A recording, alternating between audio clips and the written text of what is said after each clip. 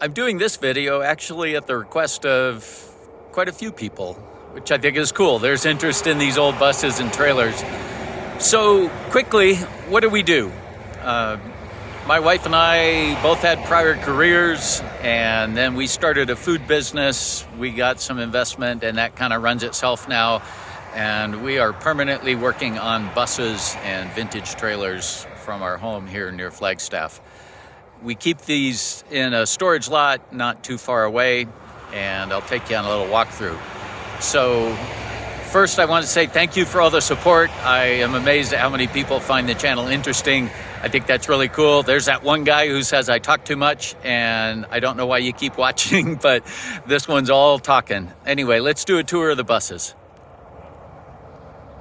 Despite the tumbleweeds, these buses, the ones that are drivable anyway, get driven on a regular basis. I rotate through them, take them into town, run errands at Home Depot or whatever, and people in Flagstaff are used to seeing these on the road. This first one here is Sunny. It's a 1980 Crown school bus, was from Sunnyvale, California, hence the name. We do have the emblems for them. I just take them off for safekeeping, keep them at home. Sunny's a mid-engine Detroit diesel 671 powered bus. Really has an amazing, just really good condition instrument cluster, dash panel. It's got a 5-speed manual Eaton Fuller transmission. Nice shiny ceiling. This one, when we got it, had a pretty poor start to a conversion in it, and we stripped that out, and this one is under contract right now, pending sale.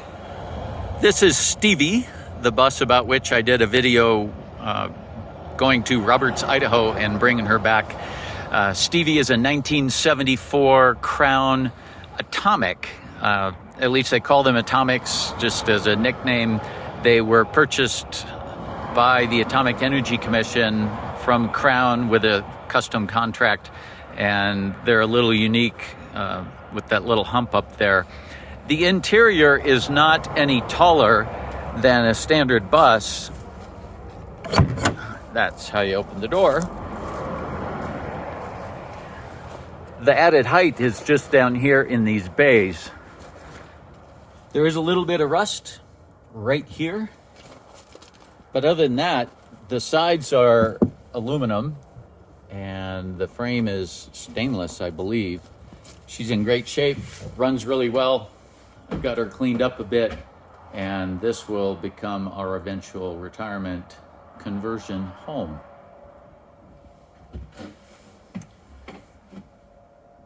Still didn't get rid of all of the bird poop, but she drives great, and we drive her regularly. This one has a 5-speed reverse pattern Eaton Fuller manual transmission. Reverse pattern because this one has the engine in the back, so the transmission is actually facing forward or backwards. This kind of rough old girl is Norma Jean. I fell in love with her, found her in New Mexico. She's a Superior. You can tell the Superior trademark back here in this little D window. They have those fluted ribs. And has some rust. Not running. But just has such a cool look. That badass front end.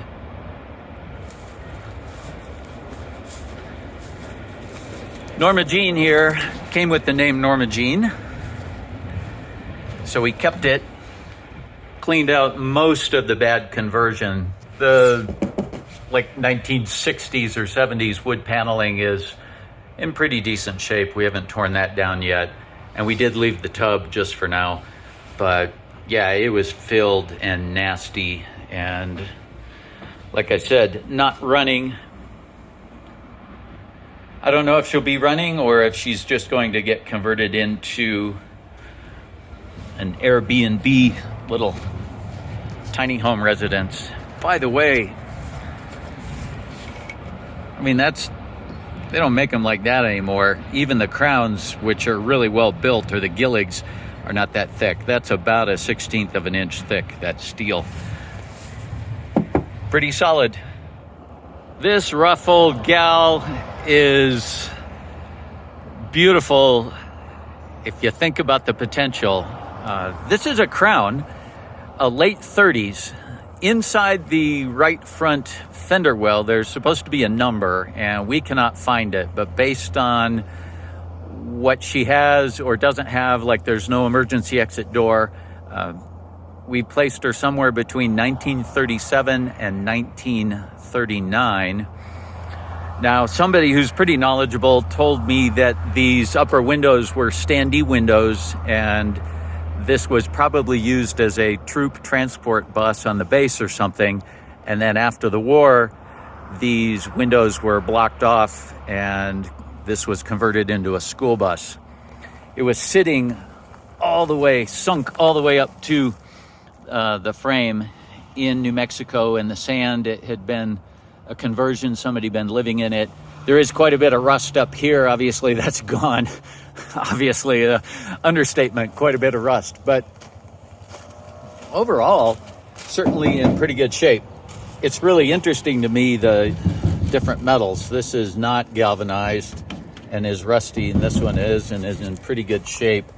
But we will eventually restore this bus back to a driving bus. It's a mid-engine, has a Hall Scott gas engine in it, and we do have a Cummins diesel. This transmission is toast. The output shaft is all canted over, and that's obviously why, or I think apparently why she got parked.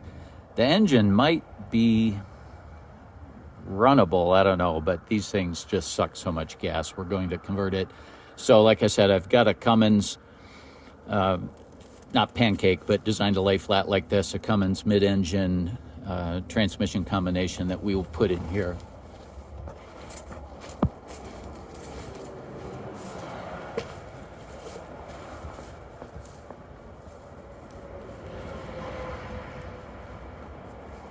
So a little rough, needs a lot of love, but I felt that she was worth saving.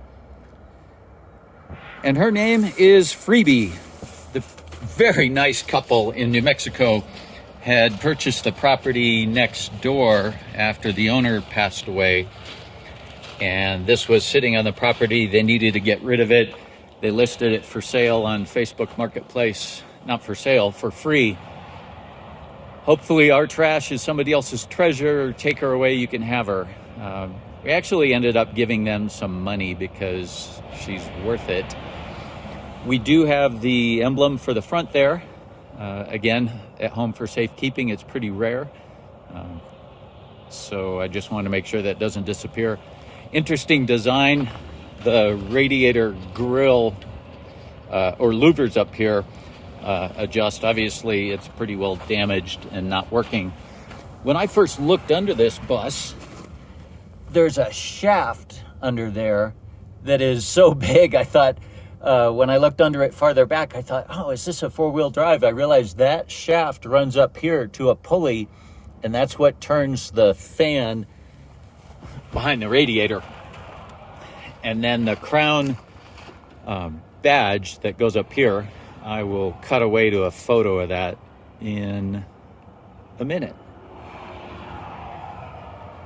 That crown badge is attached here, and you flip it up to access and fill the radiator. We gutted the bad conversion that was in here, but overall, the metal's in pretty good shape. All of this was covered with, all of this was covered with like insulation and stuff stuck on there. So we've taken it back down to bare metal, and I think it'd be a pretty cool bus someday. Just like other mid-engine crowns, it's got the hatch in the floor for accessing the motor. And I have no idea what kind of transmission that is.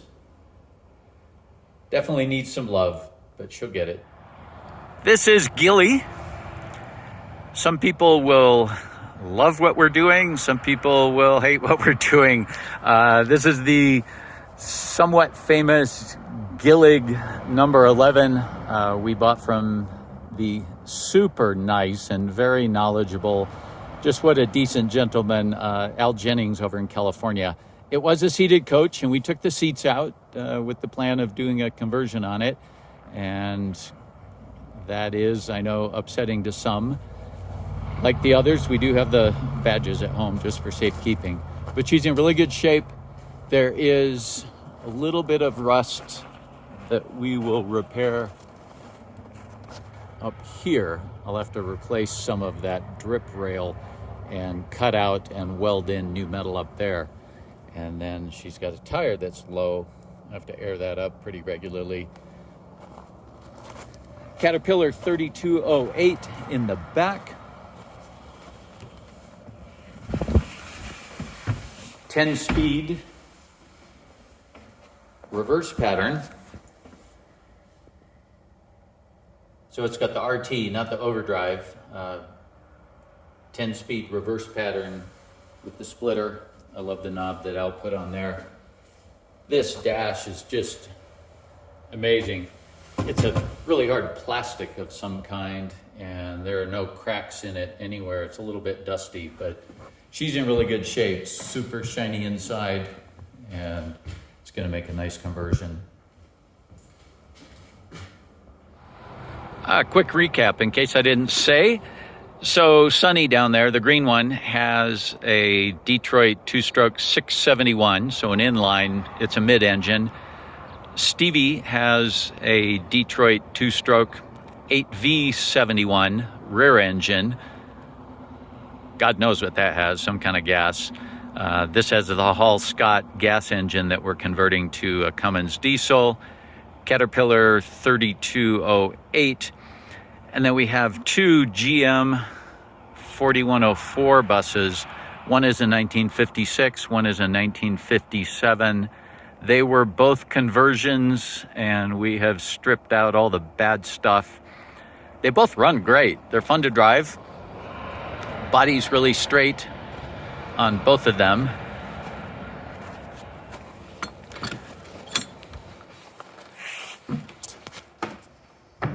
Five-speed transmission. This one is stripped down all the way to the skin.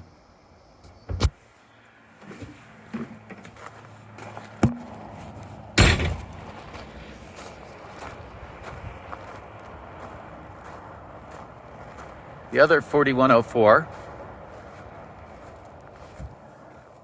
that one is Vivi, because we picked it up in Vacaville, the VV, and this is Valley, because we got it in Chino Valley. And if you squint and look at the screws, kind of like looking at a constellation, those are the screws that held the Greyhound dog on. I do love the bullet marker lights that those have on them.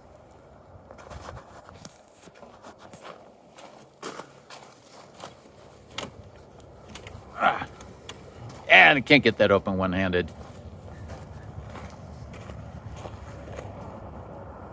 Also, though, an empty shell. Drives well, runs well, empty shell. This is Flexi, our flexible. Every time I tell somebody we have a flexible bus, they think we're talking about one of those hinged, articulated buses with a little accordion in the middle.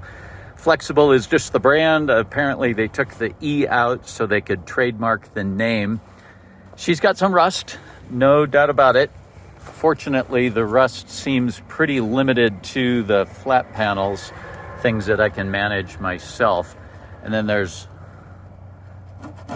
moss all over. Has a Detroit 471. I did get it running up there in Idaho where I bought her, but she just was not capable of driving back all the way to Arizona, so I had to have her towed back.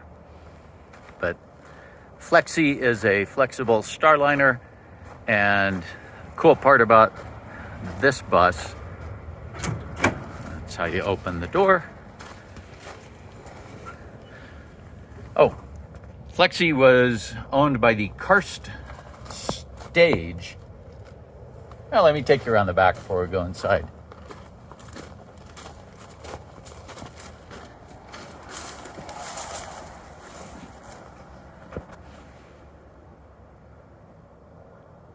I just think these are cool looking, the way they're all rounded.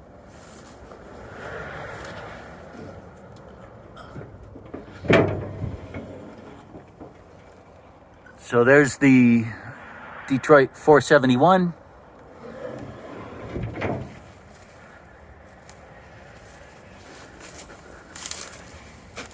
This is actually the luggage compartment. So when they would take people and load up the luggage or baggage, the baggage would go in here in the baggage bay right in front of the engine. Oh, show you some of the rust. So I'll have to deal with that obviously, but these are flat panels. I can strip these off and put new ones on. Fortunately, the rust is pretty limited to the flat parts and not the rounded parts. But the best part about this is it's a seated coach, and we will keep this one a seated coach. She's in really good shape inside. Those cushions are seat foam out of school bus seats. When we take school bus seats out, we try to recycle or repurpose, reuse what we can, and there was a lot of good foam in those, so it's just in here for storage. Flexi has a manual transmission, just a super cool look. And our goal with Flexi, the Flxible, is to turn this bus into a local Route 66 tour bus. We live between Flagstaff and Williams, in fact, just about halfway. And Flagstaff and Williams are along the old Route 66 and pretty popular tourist locations. So we would like to be able to take people from Flagstaff out to Williams for lunch, take them out there where they can catch the Grand Canyon Railroad or Railway and go up to the Grand Canyon. And I think this would be a cool experience for people. So got a lot of work to get her running and DOT inspection ready, but we'll do it.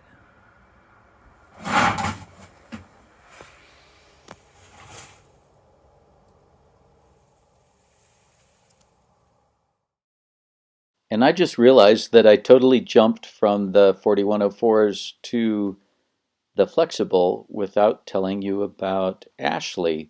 Ashley is our other old 1960 era Superior bus. This one, though, is pretty unique in that it's a high roof version. This one is Ashley because it came from Ash Fork. It was also a conversion. Like so many of the other buses we've acquired, it definitely needs some help, but it's got a lot of potential. Pretty cool bus. It's a Superior. It's just like Norma Jean, except that it's a high roof version, and this one is on a Ford chassis, and Norma Jean's on that General Motors chassis. But this is what the inside looked like. It was a mess. There were dead birds, I don't know what kind of animals in there, but we have it all cleaned out, and it is gutted. It's not running, but it'll be something cool. This is Borgie. Borgie is from Borger, Texas. Just a little ambulance with a 7.3 diesel, the IDI. Nice running rig though, and it'll make a cool camper. This is Party. Party because Party is a parts bus.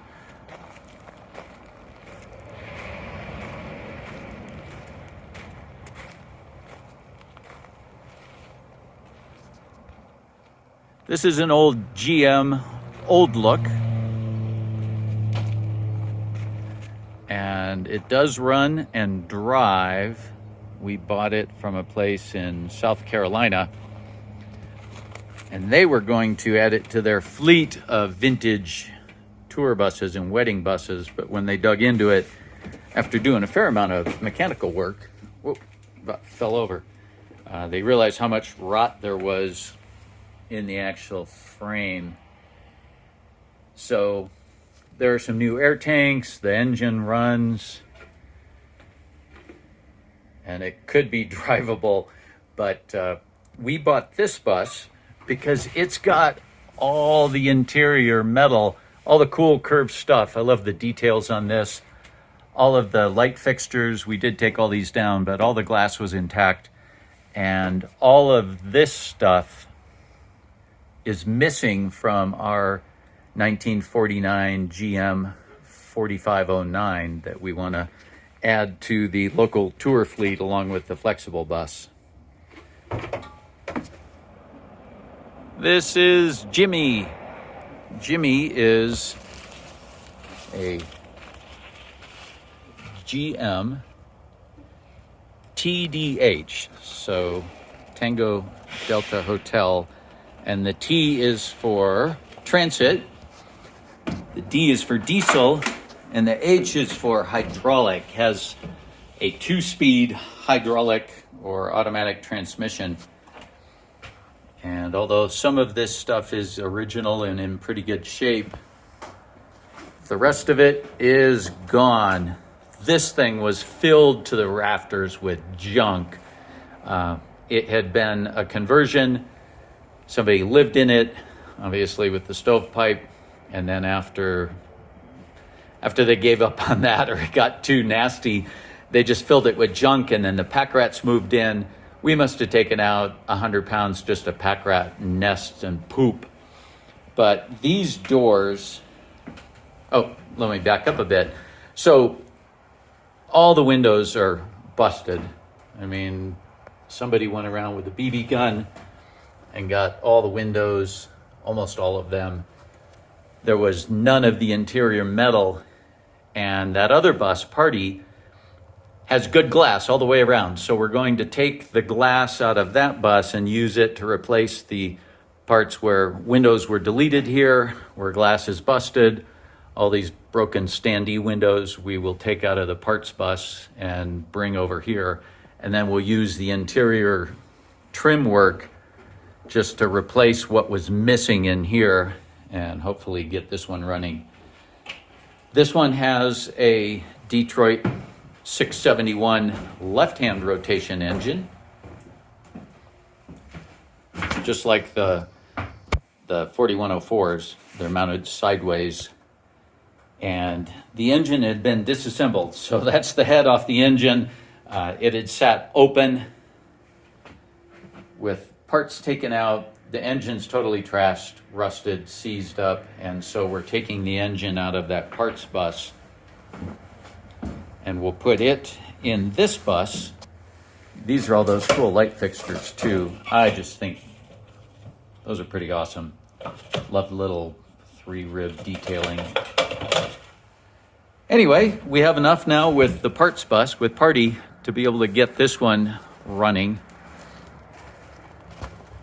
Hopefully you'll see her on Route 66 someday.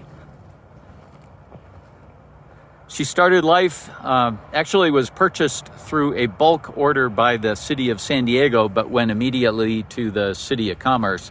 So I'm assuming the city of Commerce jumped in on that San Diego order. I've not seen these double lights like this, and the way that's cut, notched into there, it doesn't really look factory, but it's not something we added. Definitely been there a while. There's Argy, the Argosy trailer. We have two 2001 Gillig Phantoms. Those have been stripped out and will make nice conversions for somebody. They've got 6-foot 4-inch standing headroom, Detroit Series 50 engines. They ride so nicely. I'm skipping over one here. These are customers' buses. This is Freddie, the Freightliner.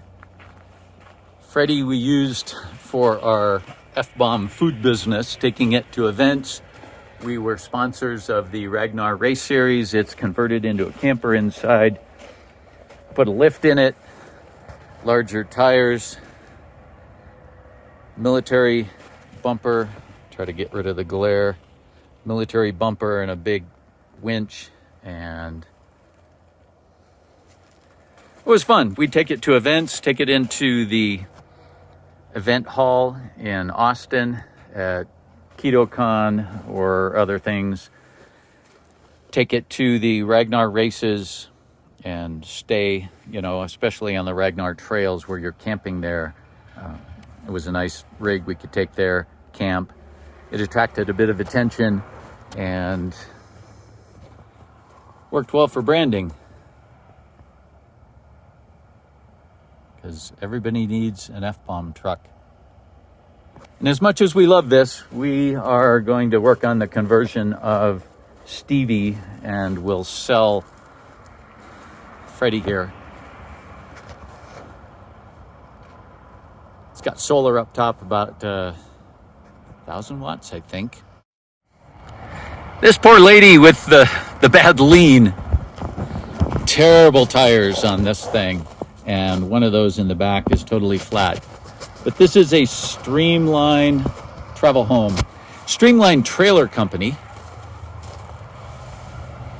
made apparently 80 of these. This one was ordered by RKO Pictures for Bing Crosby, and the next sequential serial number was ordered for David Jansen, and I guess they used them on the movie sets. Had a blowout, so there's some damage to the aluminum down here, which we'll have to repair here and there.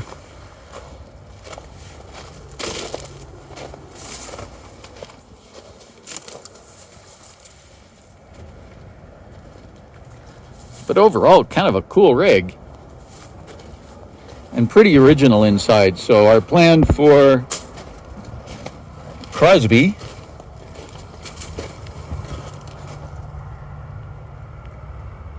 is to try to restore her to as original condition as possible. So the Streamline number tag, or VIN tag, it's not really a VIN, has stamped on it B. Crosby RKO, and it's apparently number 57 of 80. Like the Streamline trailers, it's got the double door.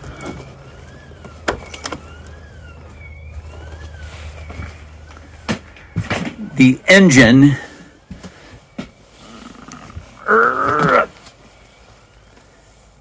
is not running, and that's how we got it. The dash looks like something a high school class put together. Apparently they used parts out of Ford driveline and everything. The grill up front is out of a Ford truck, and they just installed it upside down.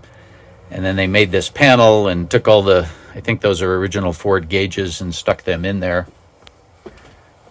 But this was the original layout. The cabinets are all in good shape because they're metal. This is all metal.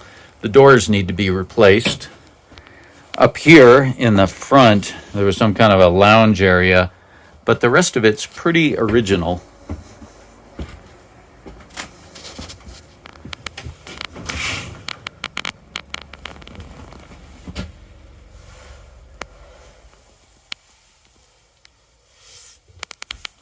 Wonder how many times Big Crosby took a shower in there. This one was set up with 2 beds in the back. We do have a spare grill for it that the guy we bought it from had. And like I said, this was apparently installed this way when it was on the Ford truck. But on the front of this, it's installed that way. Closet. Again, metal, so it's in decent shape. So it has potential. We're going to make it as original as possible, down to the shag. I do want to ask you a question. If anybody knows why they did this. I've not seen this setup on any of the other Streamlines, but there's a water line and a small diameter pipe with holes drilled all along it And it's more really than just for windshield washing. It's almost like they wanted to use it in a movie, maybe for rain. If it's raining outside, they could pressurize that and run water down the front. I do not know. If anybody knows, if anybody else has a Streamline with that, please let me know. There's that Ford grill, air horns, just the cool old spotlight. Someday she's gonna be cool again. And of course, that's Victoria, the vintage cab over engine Ford C8000 truck. So anyway, to that guy, I apologize. I didn't weld or grind anything today. This was all talking, but I hope you enjoyed it. For those of you who wanted to see what we got out here, let me know if you have any other questions. We will be doing more on each of these as we progress on work, or with work on them. You know what I mean. Anyway, as always, have a great day, folks.